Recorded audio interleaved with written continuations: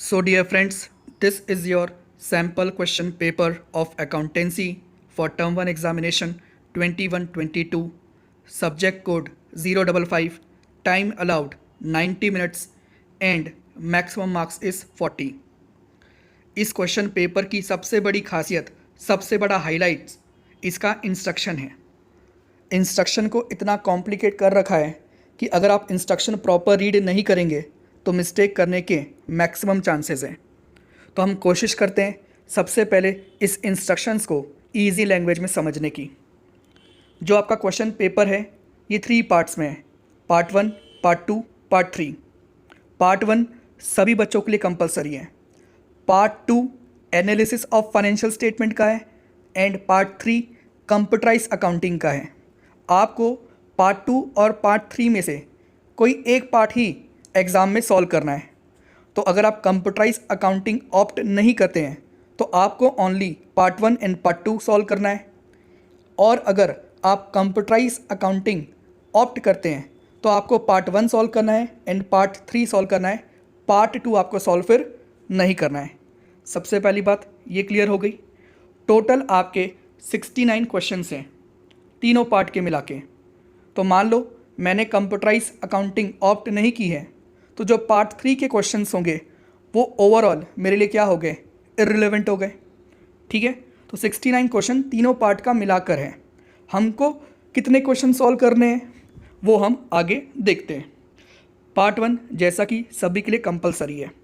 अब पार्ट 1 में total 3 category बनाई गई है आपके लिए, section A, section B, section C. Section A में आपके क्वेश्चन आते हैं क्वेश्चन 1 to 18, 18 क्वेश्चन हैं और इसमें से आपको 15 अटेम्प्ट करने हैं। ठीक, जो सेक्शन बी है इसमें क्वेश्चन आता है आपका क्वेश्चन 19 to 36, दैट इज़ यहाँ पर भी 18 क्वेश्चन हैं और इस 18 क्वेश्चन में से आपको फिर से 15 ही अटेम्प्ट करने हैं। तो अभी तक की बात करें टोटल 36 क्वेश्चन में से मुझे 30 क्वेश्चंस अटेम्प्ट करने हैं। पार्ट 1 का जो सेक्शन सी है 37 to 41, इसमें आपके 5 क्वेश्चन आ रहे हैं। इन 5 में से आपको 4 अटेम्प्ट करने हैं, इन 5 में से आपको 4 अटेम्प्ट करने हैं। सो पार्ट 1 में टोटल क्वेश्चंस कितने हो गए सर? 41। अटेम्प्ट कितने करने हैं अब तक? 34। ओके, अब पार्ट 2 में आते हैं। अगर मैंने कंप्यूटराइज अकाउंटिंग ऑप्ट नहीं की है तो पार्ट 2 के भी जो क्वेश्चंस हैं वो 2 कैटेगरी के हैं, सेक्शन ए और सेक्शन बी। सेक्शन ए में क्वेश्चन आपका चालू होता है 42 से 48। टोटल आपके यहाँ पर 7 क्वेश्चंस हैं और इन 7 क्वेश्चन में से आपको 5 क्वेश्चन ही अटेम्प्ट करने हैं, 2 छोड़ने का आपको ऑप्शन दिया गया है। ठीक है, ओके। तो अब तक हमारे क्वेश्चन हो गए 48 और अब तक हमें क्वेश्चन सॉल्व करने के लिए कितना कहा गया? 34 पहले बोल दिया गया था और यहाँ पर 5 और सॉल्व करने के लिए बोला जा रहा है, दैट इज़ 39 क्वेश्चन अब तक हमसे सॉल्व करवाने के लिए कहा जा रहा है। इसके बाद पार्ट 2 का जो सेक्शन बी है यहाँ पर भी 7 क्वेश्चन हैं 49 to 55 और इन 7 में से आपको 6 क्वेश्चन अटेम्प्ट करने हैं, 7 में से 6 क्वेश्चन अटेम्प्ट करने हैं। दैट इज़ पार्ट 2 जब एंड हो जाएगा तो मेरे टोटल क्वेश्चन कितने हो जाएंगे? 55। और मुझे कितने क्वेश्चन सॉल्व करने पड़ रहे हैं? 45। तो अगर मैंने कंप्यूटराइज अकाउंटिंग नहीं ली है तो मेरे लिए 55 क्वेश्चन ही हैं, वो भी सीरियल वाइज हैं, क्वेश्चन नंबर 1 to 55। और अगर मैंने कंप्यूटराइज अकाउंटिंग ली है तो पार्ट 2 को इग्नोर करो, पार्ट 3 में आ जाओ। पार्ट 3 फिर से आपका सेक्शन ए, सेक्शन बी है। ठीक है, और यहाँ पर आपके क्वेश्चन स्टार्ट होते हैं 49 to 62। यहाँ पर आई थिंक कुछ मिसप्रिंट हुआ है, ये 56 to 62 होना चाहिए, 56 to 62 होना चाहिए, जिसमें से आपको 5 क्वेश्चन अटेम्प्ट करने हैं। और फिर सेक्शन बी में फिर से 7 क्वेश्चन आ जाएंगे आपके 63 to 69 और वहाँ पर आपको 6 क्वेश्चन अटेम्प्ट करने हैं। तो ओवरऑल देखा जाए आप कोई सा भी ऑप्ट कर लो, पार्ट 2 या पार्ट 3, आपको टोटल 45 क्वेश्चन सॉल्व करने हैं।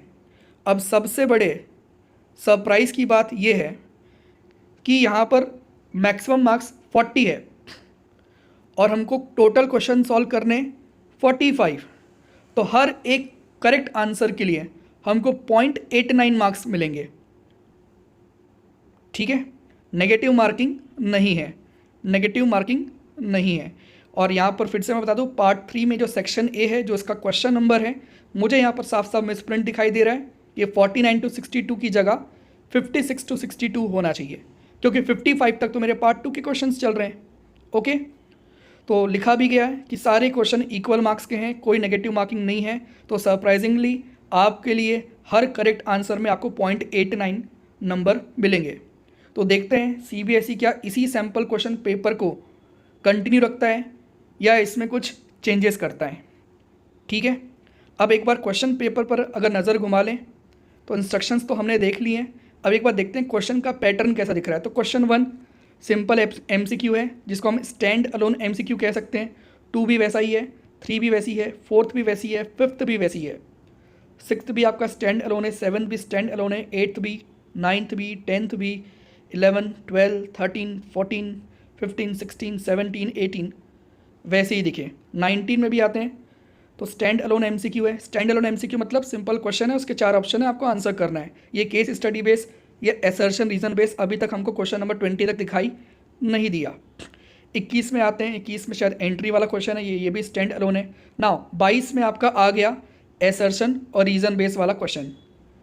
23 फिर से स्टैंड अलोन है, 24 स्टैंड अलोन, 25 स्टैंड अलोन, 26 फिर से असर्शन और रीजन बेस, 27 फिर से single question single MCQ, 28 single MCQ, 29 single MCQ, 30 single MCQ, 31 again assertion और रीजन बेस। हम सर्च कर रहे हैं केस स्टडी बेस वाले क्वेश्चन के लिए। 32 भी सिंगल MCQ है, 33 भी सिंगल MCQ है, 34 again single MCQ, 35 single MCQ, 36 single MCQ। Now यहाँ पर देखते हैं, यहाँ पर क्या लिखा हुआ है, question 37 to 38 are based on hypothetical situation given below. तो ये आपका केस स्टडी बेस्ड क्वेश्चन लग रहा है। एक पूरे केस आपको बता दिया गया है और उसके बेसिस पे क्वेश्चन 37, 38 2 क्वेश्चन आपसे पूछे गए। वैसे ही 39, 40, 41 भी जो है आपका केस स्टडी बेस्ड क्वेश्चन है, मतलब एक केस बनाया फिर उसके बेस पे 3 क्वेश्चन आपसे पूछा। फिर 42 assertion reason base, 43 single, 44 single, 45 almost single, 46 single, 47 single, 48 single, 49 single, 50 single, 51 single, 52 assertion reason base, 53 assertion reason base, 54 single, 55 single. Part 3 computerise accounting का है। तो ओवरऑल क्वेश्चन पेपर देखने से ये समझ में आता है, सबसे पहले तो आपको ये याद रखना है कि आप इंस्ट्रक्शन प्रॉपर रीड करें। टोटल 55 में से आपको 45 क्वेश्चन सॉल्व करने हैं। हर एक करेक्ट आंसर के लिए 0.89 मार्क्स मिलेंगे। नेगेटिव मार्किंग है नहीं पूरे क्वेश्चन पेपर में। हर कैटेगरी के MCQ हैं, थ्योरी वाले MCQ भी हैं, आपके स्टैंड अलोन नॉर्मल कैलकुलेशन वाले MCQ भी हैं, असर्शन रीजन बेस वाले MCQ भी हैं एंड केस स्टडी बेस वाले MCQ भी हैं। तो उम्मीद है जितना भी हमने इस पेपर का एनालिसिस किया है आपको प्रॉपर समझ में आया होगा। हमने अपने इस चैनल में MCQ सीरीज़ चालू कर दी है, क्लास 11 के लिए भी 12th के लिए भी। आप उसको फॉलो कर सकते हैं, प्लेलिस्ट में देख सकते हैं। ठीक है, वहाँ पर सारे क्वेश्चंस हम आपको सॉल्व करवाएंगे, सारी कैटेगरी के। जल्दी ही मार्केट में और अच्छी अच्छी बुक्स आ जाएंगी। CBSE ने भी सैम्पल पेपर रिलीज़ किया है, उम्मीद है शायद वो क्वेश्चन बैंक भी रिलीज़ करे, तो वो सब भी हम सॉल्व करके चलेंगे। तो मिलते हैं अगले वीडियो में, तब तक लिए bye, take care, thanks for watching and all the best.